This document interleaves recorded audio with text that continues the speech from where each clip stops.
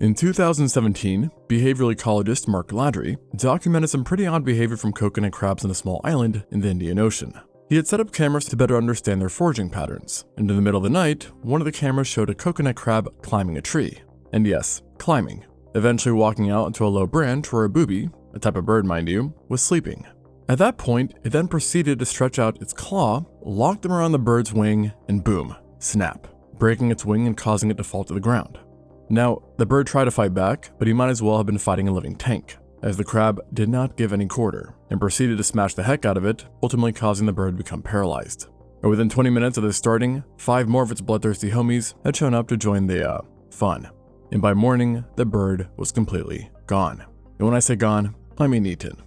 Now, Mark also surveyed the surrounding islands and found something rather grim, which is that on islands with high coconut crab densities, ground nesting seabirds basically do not exist. On the flip side, the one nearby crab-free island in the survey found ground nesting birds were happily nesting on the ground like, well, any other self-respecting ground nester. So in other words, an entire seabird community had been bullied, or rather made locally extinct, by an arthropod. Oh, and by the way, coconut crabs aren't technically crabs. Yeah, the name's deceiving. And as it so turns out, coconut crabs are not alone in this. A surprising number of the animals we casually call crabs aren't actually crabs in the taxonomic sense. They just look like them. King crabs? Not crabs. They're hermit crabs that gave up on the shell. Porcelain crabs? Not crabs either. They're more closely related to squat lobsters. The hairy stone crab clinging to rocks in southern Australia, while also looking like a crab and being hairy, also not a crab. And coconut crabs, the nightmare fuel that they are, as we just established, also not crabs. And the really weird thing isn't just that they aren't crabs, it's that they aren't even closely related to them either. These are completely separate lineages of crustaceans that somewhere along their evolutionary history independently arrived at roughly the same body plan, despite starting from totally different taxonomical places. And this happens so frequently that there's even a name for it, carcinization, a term coined back in 1916 by an English zoologist named Lancelot Alexander Borradaile, who described it as nature's many attempts at evolving, well, crabs.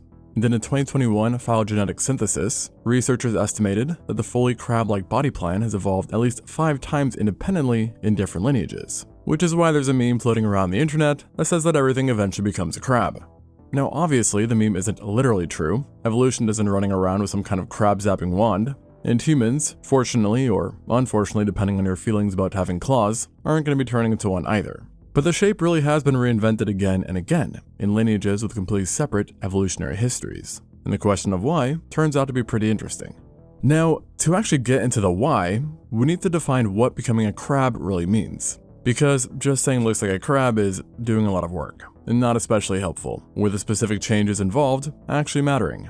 So to understand this, we need to go back to the basics, the starting point, if you will, which for all decapod crustaceans is very roughly a more shrimp-like body plan. Meaning elongated body, long muscular abdomen trailing out from behind, and a carapace longer than it is wide, etc.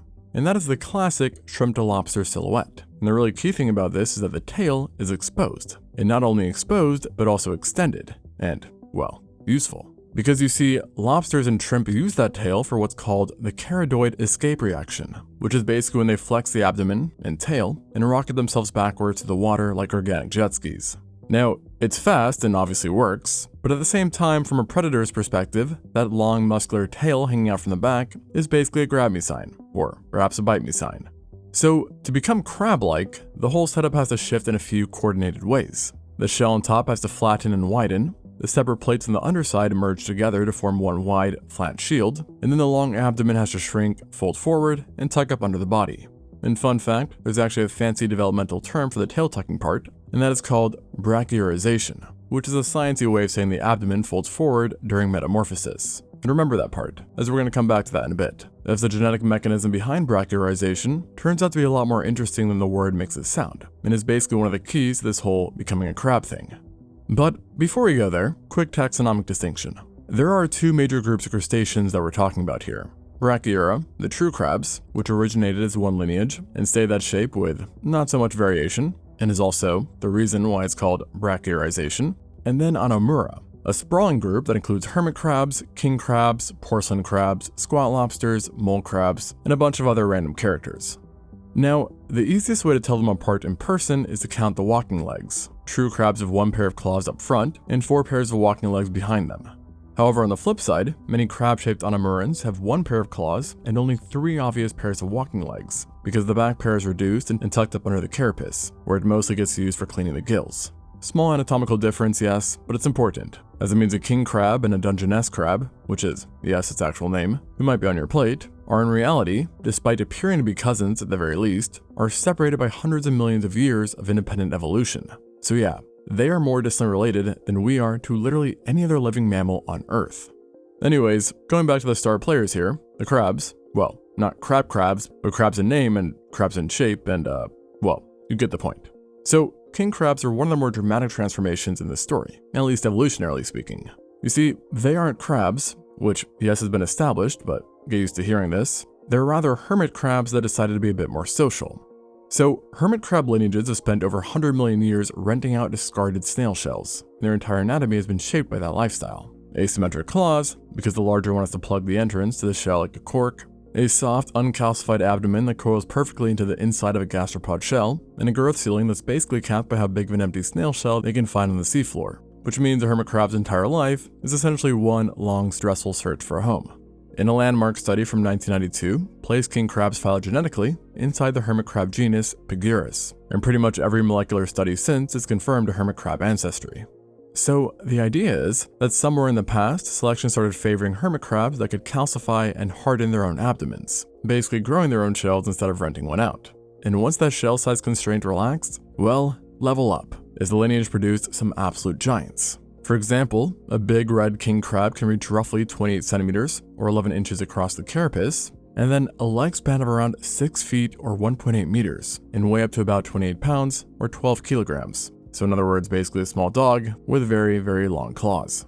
And if you flipped one over, the abdomen is still subtly asymmetric, a leftover from an ancestor that once coiled into a spiral shell. Porcelain crabs, the family Porcellanidae, are another case of carcinization, but they went in a totally different direction. They evolved from a squall lobster-like ancestor and stayed tiny, with some species so flat that they can squeeze into a crack thinner than your finger. What's odd is that their big front claws aren't really used to assist with eating. That's instead handled by feathery mouthparts that sweep plankton out of the water like a biological strainer, whereas the claws are then mainly used for defense and maybe beating up other porcelain crabs. Let me tell you, these guys are hella committed to the idea of not dying, to the point where if something just grabs one by the claw, the crab will just decide to self-amputate itself instead of risking it, essentially cutting off its own claw.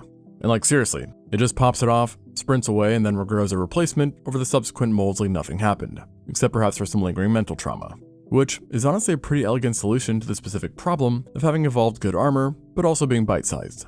And then phylogenetically, recent work suggests that the Porcellanidae actually represent one of the older carcinization events within the Onamura, being considerably older than the king crab lineage. So basically the small porcelain crabs came first, and the giant king crabs are the new kids on the block, by comparison.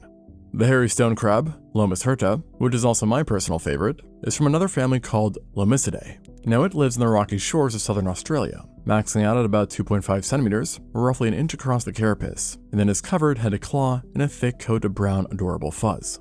Obviously the fur here is not for warmth, but rather to give the animal a muddy rock-like camouflage so it can cling under stones instead of trying to outrun anything. And then there's the coconut crab, Burgus latro, which we already met committing a felony at the start. Also not a crab, and also descended from hermit crab-like ancestors, just like the king crab, but this time going in a completely different evolutionary direction. As juveniles, coconut crabs actually behave like ordinary hermit crabs, finding and wearing snail shells for protection. Then at some point during growth, they just stop. Instead of looking for a bigger shell, they just never look back, instead hardening their own abdomen. And as they get older, they also develop brachiostegial lungs inside where the gills are, which is basically gill-like tissue but specialized for breathing air instead of water, and essentially makes them land animals in the practical sense. Now females still do have to return to the sea to release their eggs, but if you held an adult coconut crab underwater for any meaningful amount of time, it would actually drown, which is kind of wild in itself, a crab that can drown. No wonder it's not a real crab, am I right? That said though, they're not the only landlubber crabs who need air, and there are actually some true crabs that have also shunned the water, but I digress. Now, honestly, the coconut crab might be the most over-the-top quote-unquote crab, period, and by a wide margin at that. And that's not just regarding their whiteness, pun intended, as there's a lot going on with them beyond just the size. Take their sense of smell, for example. A 2005 study found that coconut crabs have evolved an olfactory system that doesn't really resemble other crustaceans at all. Their olfactory neurons look shockingly similar to that of insects, not only morphologically but also behaviorally and physiologically, which has been hypothesized as a potential consequence of the transition to land. And as is so fitting of their name, another study identified a specific volatile compound called acetoin as one of, if not the chemical, that attracts them to food. And guess where this chemical can be found among other places? Yeah, in coconuts. So to recap, this is a crab not crab that evolved from a not crab to crab, while also picking up an insect-style sense of smell, so convergent evolution within convergent evolution. And coconuts. Then there are the tools of mass destruction, or at least foul destruction. In other words, the claws. And when I say tools of destruction, I mean it. As a 2016 study which caught 29 wild coconut crabs, ranging in body weight from about 33 grams up to around 2.1 kilograms, and basically clammed each one onto a force sensor to see what they could do. And let's just say, they definitely could do. As individual pinches range from roughly 29 newtons at the low end to about 1,765 newtons at the high end.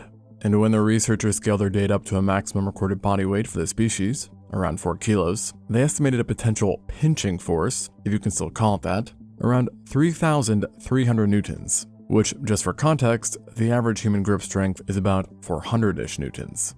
So we're talking about an animal many times smaller than you, but has a pinch 8 times stronger than your hand. So maybe don't agree to thumb wrestle one of these guys. And their predator behavior does not stop at pinching. Coconut crabs will eat or try to eat just about anything, feeding on fruit, carrion, and will even engage in cannibalism, eating their own kind, because apparently chill is lacking despite being named after coconuts. Oh, and just to top it all off, they have been reported to be able to live up to 60 years, which for an arthropod is straight up unhinged. Okay, so we've got king crabs, porcelain crabs, hairy stone crabs, and coconut crabs, all as independent carcinization events within Onamura. Plus, of course, the true crabs themselves over in Brachyura, so multiple separate inventions of basically the same thing. But as it so turns out, becoming a crab doesn't have to be a one-way street, even for the true crabs. Take the frog crabs. They are true crabs, which means their ancestors got crabified in the standard way a couple 100 million years ago or so, but somewhere down the line, selection for burrowing in loose sand started favoring a longer, more cylindrical streamlined body, and the tucked tail started coming back out. And this is a real phenomenon that biologists call decarcinization. I know, shocker. And in that same 2021 synthesis I mentioned, researchers flagged at least 7 apparent losses of the crab body plan across the decapods. So evolution made a crab, took a second to look at it, and went, actually, never mind, put that tail back. And a few times over at that. And in between these extremes, you've got animals that show why carcinization is honestly better thought of as a gradient than a binary switch. Squall lobsters are a clean example of this, and the name, like normal I guess, is pretty misleading because they aren't really lobsters. They are Onamurans, but they're more closely related to hermit and porcelain crabs than to anything you'd put in a bisque. Their carapace is somewhat flattened but still longer than it is wide, their claws are often weirdly, almost comically long, and their tail is partially folded under but then not fully tucked. So they kind of look like someone started building a crab at Build a Crab Workshop, but then got distracted halfway through and decided that it was good enough, which for their environment, it actually was. And speaking of environments and lifestyles, the crab body plan is pretty much like a Swiss Army knife, because it seems to do it all. Without the tiny end of the spectrum, you've got the peat crabs in the family Pinotheridae, which grow to just less than a centimeter and spend most of their lives living inside oysters, clams, and mussels. Well then at the giant end, you've got the Japanese spider crab, Macrochira chimepheri, whose leg span can reach roughly 3.7 meters, or about 12 feet from claw tip to claw tip, making it the longest leg span of any living arthropod. Then you have ghost crabs on the other hand, who are quite small, but can then sprint across beaches at speeds of about 2.1 meters per second, or roughly 6.9 feet per second, all the while having muscle contractile properties and locomotor characteristics that look weirdly similar to those of a mammal, not a crab, which is not a sentence I would ever expect to say about, well, a crab. And then there's the coconut crab, which as we covered, found the word pairings of ocean and no thanks, with chicken and yes thanks quite tantalizing. So clearly the crab shape isn't just specialized for one thing, which thus begs the question of why this shape is such a versatile, well, shape in the first place. And the answer is mostly mechanical. First off, a flat, wide body gives a lower center of gravity that makes the animal more stable on uneven surfaces like intertidal zones, while then also giving it its key ability, the sideways shuffle, which allows the crab to dart left or right, while most of its predators are forward-moving animals. And of course, the tucked tail removes what would otherwise be a perfect grabbing zone for would-be predators, as you literally cannot grab a crab by the tail, because duh, there is no tail to grab. Now, interestingly, true crabs likely originated around the Jurassic period based off of fossil evidence, but but a lot of their modern lineages diversified during an interval of roughly 145 to 66 million years ago, and paleontologists call this stretch the Cretaceous Crab Revolution, and it overlaps with a broader event called the Mesozoic Marine Revolution, where marine predators evolved stronger jaws, more specialized drilling and crushing structures, and more efficient ways to crack, peel, and grind hard prey. And of course, when that happens, the pressure rounds the other way too, for prey. And so the whole marine ecosystem was basically a slow-motion arms race for millions of years. Now, was it this event that drove the massive diversification event in crabs? Hard to say. But funny enough, it's often crabs that are included in the list of those shell-cracking predators, not as the prey themselves. So there's definitely something going on here. But regardless, the fossil record from this period also gives us some genuinely strange animals, with combinations of features unlike anything alive today.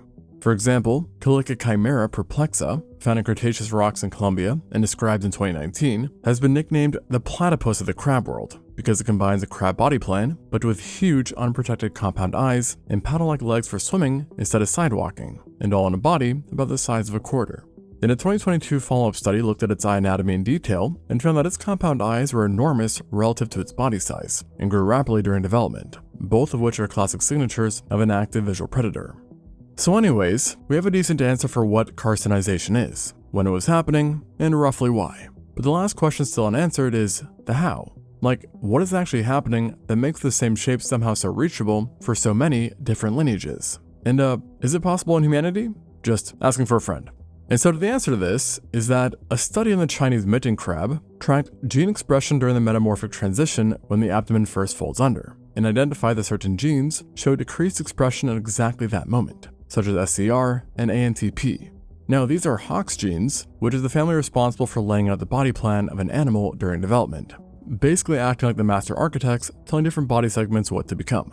And so, unsurprisingly, these are deeply conserved across animals, like properly ancient as ancient can be, and show up in basically every bilaterian animal, so from flies all the way to kangaroos. And in crabs, these Hox genes get downregulated at certain developmental moments, driving the brachiarization. So what this means is that the entire crab look isn't being built by inventing new genes from scratch in each lineage. It's rather being built, or debuilt, by dialing down or up certain genes at the right moments during development. And so what this means is that for any decapod lineage that has these genes lying around, and they all do because Hox genes are pretty much universally conserved across animals, becoming crab-shaped is less about evolving a whole new body plan and more about turning levers on existing developmental instructions, which I guess you could say is the case for many evolutionary quirks, but still. So this is at least a clue for how brachiarization happens in true crabs, and is likely similar to what happens in Anomura. Now whether it's the exact same levers, that's an open question. But the takeaway is, as long as decapod crustaceans exist, so will crabs. And to answer that oh so burning question, no crab humans in the foreseeable future. And with that, I'll leave you here. Thanks for watching, and until next time.